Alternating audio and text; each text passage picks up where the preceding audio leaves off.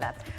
और हम आज देख रहे हैं कि आज जो बड़ी मूव है, बाजार में दोनों तरह के ट्रेड दिखे। पहले आपको दबाव के बाद थोड़ा बाजार में रिकवरी मोड भी दिखाया, यानी बुल्स को कमाने का भी मौका मिला। बैंक निफ्टी के स्टॉक्स अच्छे दिखे, बैंक इंडेक्स अच्छा चला और उसके बाद फिर से आपको प्रेशर जो ऊपर से जो गेन्स थे वो इरोड हुए। लेकिन बाजार में स्टॉक स्पेसिफिक एक्शन काफी ज्यादा दिख रहा है। बैंकिंग स्टॉक्स ने बहुत अच्छी रिकवरी दिखाई, फाइनेंस स्टॉक्स ने बहुत अच्छी रिकवरी दिखाई, लेकिन आज जो एक्शन था वो न्यूज बेस्ड एक्शन था।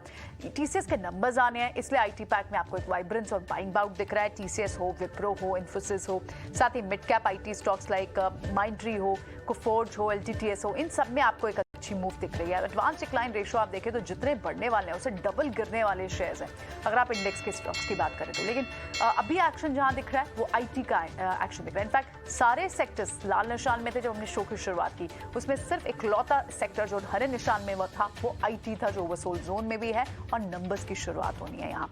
साथ ही दूसरा मेटल पैक से पिक्स आपको दिखने वाली है, तो ओवरसोल्ड जोन से अभी फिलहाल लगता है कि एक सेक्टर चर्निंग है। इसके अलावा आप जो बड़े मूव्स आप देख रहे हैं जहाँ न्यूज बेस्ड इंपैक्ट था, आईडीबीआई बैंक 9% मूव, वहां पर डिसइन्वेस्टमेंट का ट्रिगर है जिसके चलते आपने इसमें स्टॉक में मूव देखी। अतुल ऑटो, यहाँ पर विजय गिरिया ने स्टेक बढ़ाया, यहाँ पर आप इस न्यूज के चलते आपने अतुल ऑटो में भी मूव देखी बड़ी।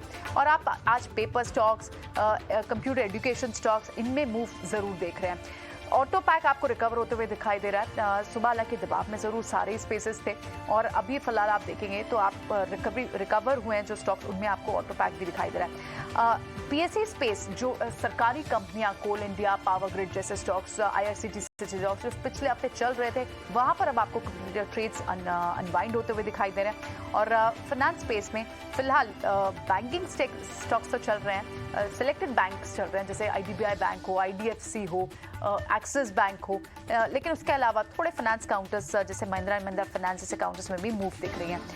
टॉप गेनर्स अगर आप एफएनओ की बात करें तो वहां पर आपको पहले 5 काउंटर्स में आईटी के 3 स्टॉक्स दिखेंगे, परसिस्टेंट, माइंडट्री, एलटीआई, टीसीएस, ये पहले स्टॉक्स होंगे। और उसके अलावा जो दूसरे स्टॉक्स होंगे उसमें वेदांता, एक्सिस बैंक जैसे स्टॉक्स होंगे, आईडीएफसी फर्स्ट बैंक जैसे स्टॉक्स होंगे, जहां पर आपको लॉन्ग बिल्टअप दिख रहा है या फिर शॉर्ट तेजी से कवर होते हुए दिखाई दे रहे हैं। आज दिन भर इस एक्शन में हमने देखा कि जो सीमेंट पैक के स्टॉक्स काफी सारे सामने निकल कर आए, एसीसी हो, अंबुजा हो, इनमें आप देखें तो स्ट्रेंथ थी। इंडिया सीमेंट जैसे काउंटर में स्ट्रेंथ है। जेपी एसोसिएट्स और जेपी पावर, इनकी स्पेसिफिकली स्टॉक्स की बात की हमने, यहाँ पर कुछ आ सकता है, पॉजिटिव आ सकता है, इनके एसेट्स खरीद सकती है अदानी ग्रुप। ये इन सब बस के चलते आप हमने देखा कि अदानी ग्रुप के, जेपी ग्रुप के स्टॉक्स में भी अच्छी मूव आज के दिन में देखने को मिली।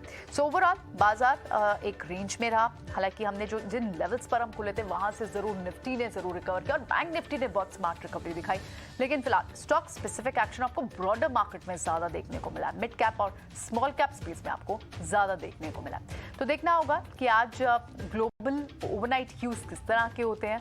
क्रूड फिर से एक बार आपको 100 के पास दिख रहा है, 97, 98 के पास आपको क्रूड दिख रहा है। और अब यूएस फ्यूचर्स की भी आप बात करें तो वो तो फिलहाल अभी दबाव में काम करते हुए दिखाई दे रहे हैं, लेकिन रिकवरी वहां पर भी अच्छी खासी देखने को मिली। डाउ फ्यूचर्स अब सिर्फ 30 पॉइंट्स की ही आपको डेंट दिखा रहे हैं और नैस्डैक में लगभग 33 पॉइंट का ही आपको प्रेशर दिख रहा है। तो रिकवरी यूएस मार्केट्स में हुई है, फ्री मार्केट में हुई है यूएस फ्यूचर्स में, और इंडियन मार्केट्स कैसे रिएक्ट करते हैं आज ग्लोबल ओवरनाइट ह्यूज, ये देखना होगा। कल फिर आपसे मुलाकात होगी। दोनों एक्सपर्ट्स का बहुत बहुत शुक्रिया, राजेश और श्रीकांत, आपने समय दिया और ये सारी स्ट्रैटेजी और पिक्स हमारे एक्सपर्ट्स के साथ शेयर, हमारे व्यूअर्स के साथ शेयर, बहुत बहुत शुक्रिया।